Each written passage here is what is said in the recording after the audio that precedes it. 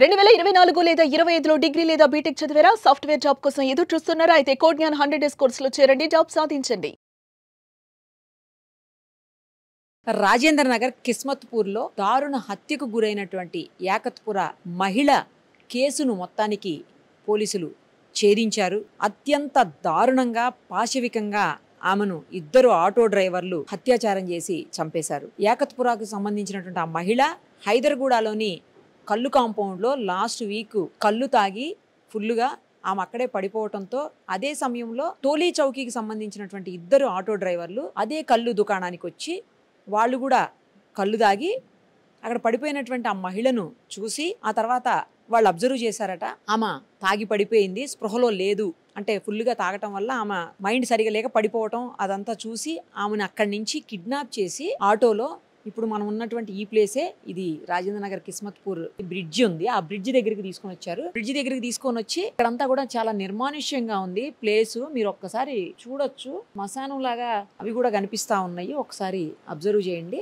ఈ ప్లేస్ కి తీసుకొని వచ్చి అంత చాలా చుట్టుపక్కల కూడా ఇల్లు ఉన్నాయి కానీ చాలా దూరంగా ఉన్నాయి, కనిపించట్లేవు, ఎవరు కూడా అంతా అబ్జర్వ్ చేసే పరిస్థితి ఉండదు. మేబీ అందుకోసమే వాళ్ళు ఇక్కడ దాకా తీసుకొచ్చినట్టున్నారు. తీసుకొని వచ్చి ఆ మహిళను వివస్త్రణ చేసి ఆ తర్వాత ఒకరి తర్వాత ఒకరు దారుణంగా రేప్ చేశారు. రేప్ చేయటమే కాదు, ఆమె సహకరించట్లేదని, ఎందుకంటే మద్యం మత్తులో అదే కళ్ళు మత్తులో ఉంది కదా, ఆమె సహకరించట్లేదన్న ఉద్దేశంతో కర్రలు పెట్టి ఆమె మర్మాంగంలోకి కర్రల్ని గుచ్చి అత్యంత దారుణంగా హింసించి ఆమెను చంపేశారు. ఆ తర్వాత బాడీని ఇక్కడే పడేసి ఏమి తెలియనట్టు వెళ్ళిపోయారు. దాదాపు ఒక 5 రోజులు 6 రోజుల పాటు అసలు ఎవరు చంపారు, ఎందుకు చంపారు, ఈమె ఎలా చనిపోయింది కూడా తెలియనటువంటి పరిస్థితి ఉంది.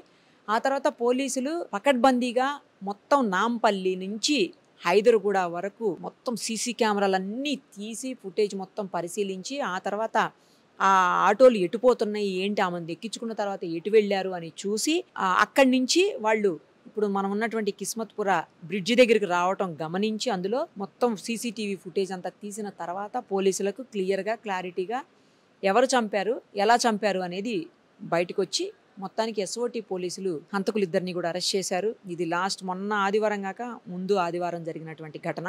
వెలుగులోకి రావటమే ఆలస్యంగా వచ్చింది. ఆ తర్వాత పోలీసులు పట్టుకునేదానికి కూడా ఒక 5 రోజుల వరకు సమయం పట్టింది. ఎందుకంటే ఏ విధమైనటువంటి ఆధారాలు అక్కడ దొరకకపోవటం వల్ల కేవలం సీసీటీవీల ఫుటేజ్ ఆధారంగా మాత్రమే పోలీసులు పట్టుకోగలిగారు. ఇక్కడ 2-3 విషయాలు మనం మాట్లాడవలసిన అవసరం ఉంది. ఏంటంటే ఒకటి, ఆ టైంలో మహిళ ఎందుకు బయటికి రావాలి, వచ్చినా డే టైమే వచ్చినా తాగటం అనేది ఇక్కడ ఆలోచించాల్సిన విషయము. తాగినా అంత ఫుల్గా తాగటము, అక్కడే పడిపోవటము అంటే ఆమెకు ఏం చేస్తున్నానో కూడా తెలియనటువంటి పరిస్థితి ఒకటైతే.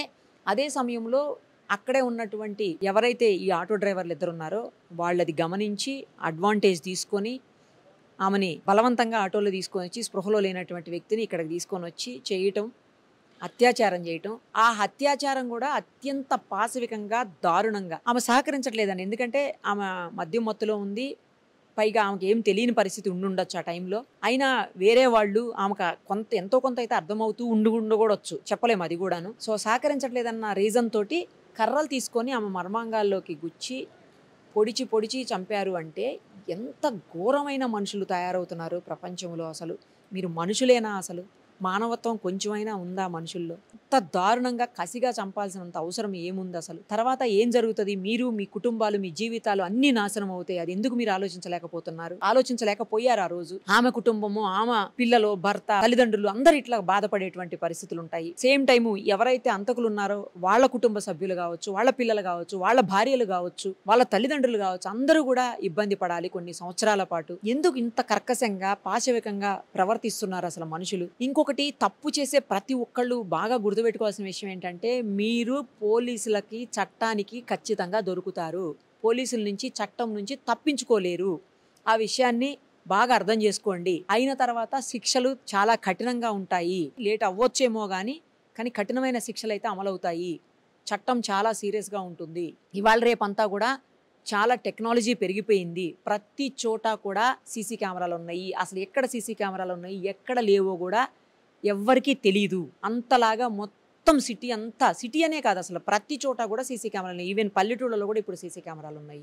సో ఆ సీసీ కెమెరాల్లో ఎలా అయినా మీరు దొరికిపోతారు. సో తప్పు చెయ్యటానికి ముందే అన్నీ ఆలోచించుకోండి.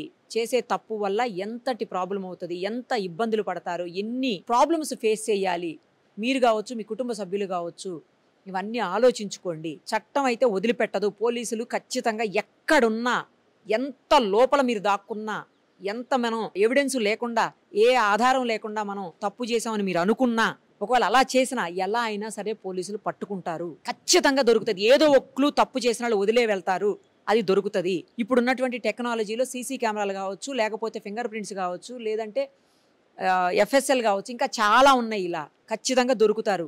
దొరికారంటే మాత్రం దారుణమైనటువంటి పరిస్థితులను అనుభవించాల్సి ఉంటుంది. సో తప్పు చెయ్యకండి, దారుణమైన తప్పులు అసలు చేయకండి. ఏం చేస్తున్నారో ఏంటో తెలివితో ఆలోచించుకొని, తాగిన మైకంలో తెలియకపోయినా సరే కనీసం ఎవరు ఏంటి ఎక్కడికి వెళ్తున్నాం ఇవన్నా తెలుస్తాయి కదా. కానీ ఎంత క్రూరం అంటే, ఎంత ఘోరం అంటే, మహిళను అత్యంత ఘోరంగా దారుణంగా చంపి పడేస్తే ఇక్కడ ఇదే ప్లేస్లో పడేశారు. ఎటు పోతుంది ప్రపంచం, ఏమవుతుందో ఏం అర్థం కావట్లేదు. అసలు మీ లైఫ్ స్పాయిల్ అయిపోతుంది, మీ ఇన్కమ్ ఆగిపోతుంది, ఫ్యామిలీ అంతా నాశనం అయిపోతుంది. ఇవన్నీ ఆలోచించుకోండి దయచేసి ఏదన్నా చేసే ముందు తప్పు. లేదంటే మాత్రం ఖచ్చితంగా కఠినమైన శిక్షలు అనుభవించాల్సి వస్తుంది. సుమన్ టీవీలో మీ పర్సనల్ అండ్ బిజినెస్ ప్రమోషన్స్ కోసం కింది నెంబర్కి కాంటాక్ట్ చేయండి.